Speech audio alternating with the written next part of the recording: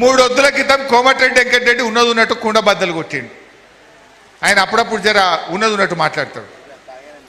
ఏమన్నాడు 3 వద్దుల కింద? మా యాదాద్రి జిల్లాలో 40,000 ఎకరాలు నిషేధిత జాబితాలో పెట్టిండ్రని 4 నెలల కిందనే రేవంత్ రెడ్డికి నేను చెప్పినా అన్నాడు. అంటే 4 నెలల కిందనే రేవంత్ రెడ్డికి తెలుసు కదా. ఎప్పుడైతే నీ మంత్రి కోమటిరెడ్డి చెప్పంగానే నువ్వు అధికారులను పిలిచి ఎట్లా పెట్టిండ్రు 22 ఏళ్ళ ప్రజలను ఎందుకు ఇబ్బంది పెడుతున్నారు అని రేవంత్ రెడ్డి అడిగుంటే ఈ హైదరాబాద్ ప్రజలకు రాష్ట్రమంతా ఈ సమస్య వచ్చి ఉండేదా? ఈ సమస్య వచ్చునా? అంటే రేవంత్ రెడ్డికి 4 నెలల కిందనే తెలిసి ముచ్చట. తెలిసినా సపోర్ట్ చేయకుండా ఎందుకున్నాడు? ఎందుకంటే 50-50 పొంగులేటి రేవంత్ రెడ్డి 50-50. అందుకే రేవంత్ రెడ్డి సపోర్ట్ చేస్తలేడు. రేవంత్ రెడ్డి చిన్న దానికి ఎంక్వైరీ చేస్తాడు. మొన్న మంత్రి ఉత్తమ్ కుమార్ రెడ్డి శాఖలో సివిల్ సప్లైస్ డిపార్ట్మెంట్లో విజిలెన్స్ ఎంక్వైరీ వేసిండు, ఈడీకి ఇచ్చిండు. మరి దీని మీద ఎందుకో ఎంక్వైరీ వేస్తలేడు? ఎవడు ఈ భూములను నిషేధిత జాబితాలో పెట్టుమని చెప్పిండు? ఎవరి తప్పు వల్ల ఈ లక్షలాది మంది ప్రజలు కనీసం గుండె మీద చేసుకొని నిద్ర కూడా పోని పరిస్థితులు ఎందుకు వచ్చినాయి? నిద్ర లేని రాత్రులు గడపడానికి, ఇన్ని లక్షల మంది ప్రజలను బాధ పెట్టడానికి కారకుడెవడో అతన్ని శిక్షించాలనా వద్దా? ఉటిగానే సారీ చెప్తే అయిపోతుందా? అంటే వాడెవడో వస్తాడు, మర్డర్ చేస్తాడు, మళ్ళీ వచ్చి సారీ అనగానే మాఫా? దొంగతనం చేస్తాడు వాడు, ఇంట్లోకి వచ్చి అంత ఎత్తుకపోతాడు, సారీ అంటే మాఫా? ఇప్పుడు ఇన్ని లక్షల మంది ప్రజల ఆస్తులను నిషేధిత జాబితాలో పెట్టి రేపది తీసేసినా ఎవడన్నా కొనమంటే డౌట్ పడతాడు. ఏమో వీడు మళ్ళీ తీసింది కానీ మళ్ళీ పెడతాడేమో, ఇది ఒకసారి అట్లా పోయింది కదా అని ఎవడు రేపు కొనేటోడు కూడా కొనడు. 10,000కి పోతే 5,000కి ఇస్తావా లేకపోతే కొన అంటాడు. అంటే ఇంతమంది ప్రజల ఆస్తుల విలువ పడిపోయి ఇంతమందిని ఆగం పట్టిన ఈ తప్పిదానికి కారణం ఎవడో తేలాలనా వద్దా? దీని మీద ఎంక్వైరీ జరగాలనా వద్దా? అందుకే తక్షణమే ఒక సిట్టింగ్ జడ్జితో విచారణ జరపాలని ఇలా బీఆర్ఎస్ పార్టీ డిమాండ్ చేస్తా ఉంది. ఇలా ఒక విషయం తెలుసుకోవాలి, ప్రజల ఆస్తులు నిషేధిత జాబితాలో పెట్టినమంటున్నారు. మర్యాద కొద్ది తీసి తప్పు చేసిన వాడిని శిక్షించి నిర్ణయం తీసుకుంటే మీరు బతుకుతారు, పరిష్కరిస్తే బతుకుతారు. పరిష్కరించకపోతే ఈ ప్రజల పాదాల కింద నలిగి చేస్తారు, జాగ్రత్త అని చెప్పి హెచ్చరిస్తా ఉన్నా. ప్రజల ఆస్తులను మీరు నిషేధిస్తే ప్రజలందరూ కలిసి కాంగ్రెస్ పార్టీని నిన్ను కూడా నిషేధిస్తారు మిస్టర్ రేవంత్ రెడ్డి. ఆ విషయం ఇవాళ గుర్తుపెట్టుకోవాల్సిన అవసరం ఉంది.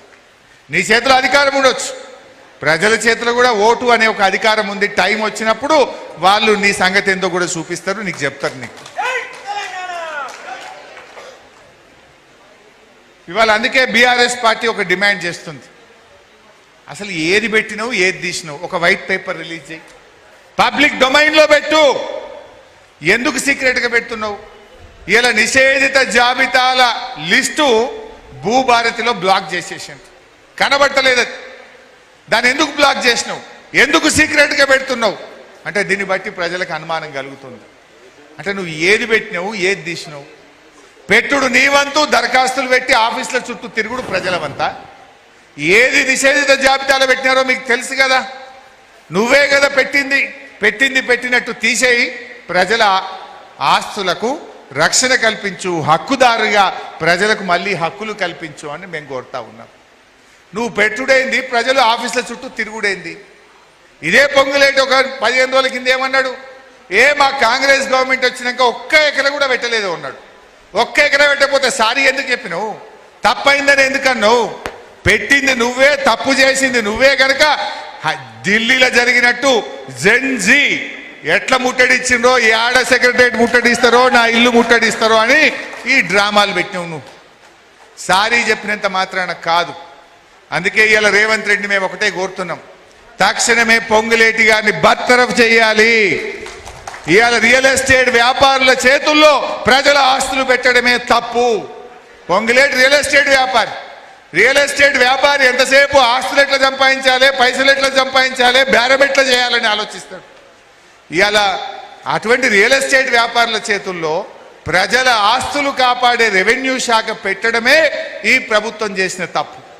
రేవంత్ రెడ్డి నీకు ఇందులో వాటా లేకపోతే, నీ తప్పిదం లేకపోతే తక్షణమే పొంగులేటి శ్రీనివాసరెడ్డిని బర్తరఫ్ చేసి నీ నిజాయితీ రుజువు చేసుకోవాలని చెప్పి కూడా ఈరోజు బీఆర్ఎస్ పార్టీ పక్షాన మేము డిమాండ్ చేస్తూ ఉన్నాం. ఎందుకంటే ఈరోజు ధరణి ఏం చెప్పింది ఆ రోజు బీఆర్ఎస్ మీద బట్టగాల్చి మీదేసింది. ఏదో ధరణి తప్పు చేసింది ఏం చెప్పిండ్రు, ధరణిని బంగాళాఖాతంలో వేస్తామన్నారు. కానీ మీరు చేసింది ఏంది నాయన? ఇప్పుడు మొత్తం ప్రజల బతుకులు బంగాళాఖాతంలో వేసిండ్రు, ప్రజల జీవితాలను బంగాళాఖాతంలో వేసిండ్రు. మీరు పెట్టిన భూభారతి భూమేతగా మారిపోయింది. భూభారతి సాక్షిగా ఈ అక్రమాలన్నీ కూడా ఈరోజు జరుగుతున్నటువంటి పరిస్థితి మనకు కనబడతా ఉంది. ఇలా ఒక ధర్మకర్తగా ప్రజల ఆస్తులు కాపాడాల్సినటువంటి ప్రభుత్వం కబ్జాదారు పాత్ర పోషిస్తూ ఉంది. ఎట్లా న్యాయం జరుగుతుంది? 22 ఏళ్ళ పెట్టుడు నేను ఇందాక చెప్పిన చూడు, కలెక్టరేట్ పోతే బర్రెపాలు ఉత్తగిస్తే అదే సొప్పయ్యాలన్నట్టు ఈ ఏజెంట్లు తిరుగుతుంది. ఇప్పుడు ఈ కాలనీలు 22 ఏళ్ళ పెట్టుడు, పెద్ద పెద్దోళ్ళ భూములు రాత్రికి రాత్రి 22 ఏళ్ళ పెట్టుడు, ముఖ్యమంత్రి గారు రెవెన్యూ మంత్రి గారు ఏజెంట్లు 30% దేవో హమ్ క్లియర్ కర్తే. ఎన్ని రోజులు తిరుగుతావు కోర్టు చుట్టూ, ఎన్ని రోజులు తిప్పలు పడతావు ఆఫీసుల చుట్టూ, సపరేట్గా 30% ఇయర్ అదే అయిపోతుంది. ఇట్లా ఏజెంట్లు తిరుగుతూ ఉన్నారు ఈ రాష్ట్రంలో. అందుకే ఇవాళ బీఆర్ఎస్ పార్టీ ఇంకో విషయం కూడా చెప్పాలి. నేను రేవంత్ రెడ్డి పొంగులేటి మాకు బేరాలు తెలుసు, మాకు రియల్ ఎస్టేట్ తెలుసు, మేము రియల్ ఎస్టేట్లో మా అంత తీసిమార్కాన్లు లేరు అని మీరు మాట్లాడుతున్నారు. కానీ మాకు పోరాటాలు తెలుసు, మీ మెడలు ఎట్లా వంచాలో మాకు తెలుసు. ఉద్యమాలు చేసినాం, పోరాటాలు చేసినాం. ఢిల్లీ మెడలు వంచి కేసీఆర్ గారు తెలంగాణ తెచ్చింది. కేసీఆర్ గారు మాకు పోరాటాలు నేర్పిండు. మాకు ఉద్యమాలు పోరాటాలు ప్రజల పక్షాన ప్రజల గొంతుకై పనిచేయడం మాకు తెలుసు. మీకు బేరాలు రియల్ ఎస్టేట్ వ్యాపారాలు మీకు తెలిస్తే పోరాటాలు మాకు నేర్పిండు మా కేసీఆర్. ఈ ప్రజల కోసం అసెంబ్లీలో పోరాటం, బయట పోరాటం. ఇందాక ఒక మిత్రుడు మాట్లాడుతూ చలో అసెంబ్లీకి వస్తాం మేమందరం 1,00,000 మంది అంటున్నారు.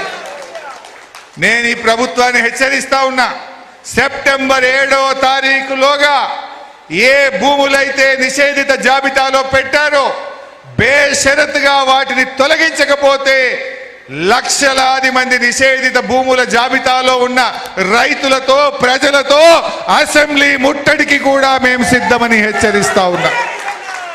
Be careful. వెంటనే తీయండి, ప్రజల ఆస్తులకు రక్షణ కల్పించండి.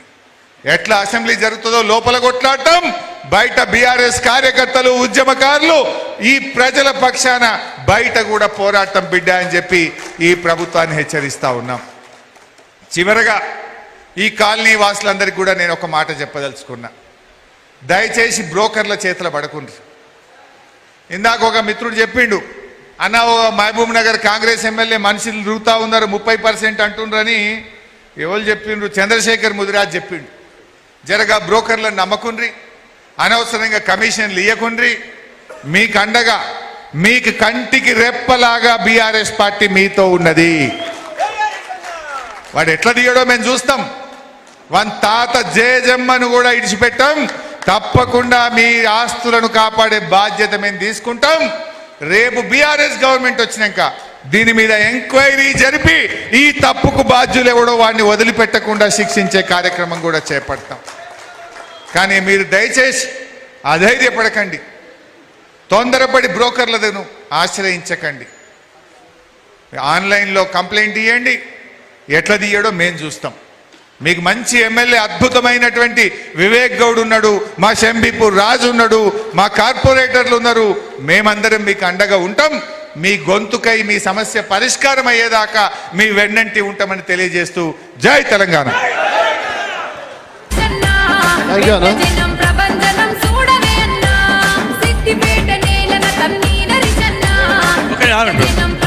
మరి కొండమల్లు నవల రచయిత సీనియర్ జర్నలిస్టు వర్ధిల్లి వెంకటేశ్వర్ గారు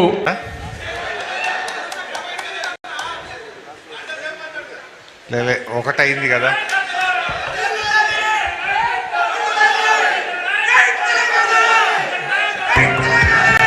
గౌరవనీయులు over 60, check out ageeasy.co.in, అందరి అభిమాన నాయకుడు, brand that makes healthcare products. Telangana రాష్ట్రంలోనే मोस्ट वायरल साड़ी जो इప్పుడే कि తమ్ముడు बहुत ही ज्यादा చెప్పినట్టు अभी वायरल है, जैसा कि आप देख నా सकते हैं మెజార్టీని GV2 కూడా साड़ी బద్దలు కొట్టి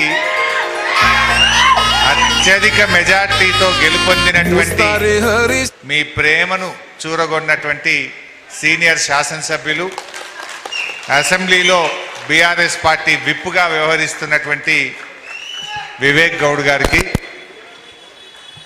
మేడ్చల్ బీఆర్ఎస్ పార్టీ అధ్యక్షులు, శాసన మండలి సభ్యులు తమ్ముడు షంబీపూర్ రాజు గారికి,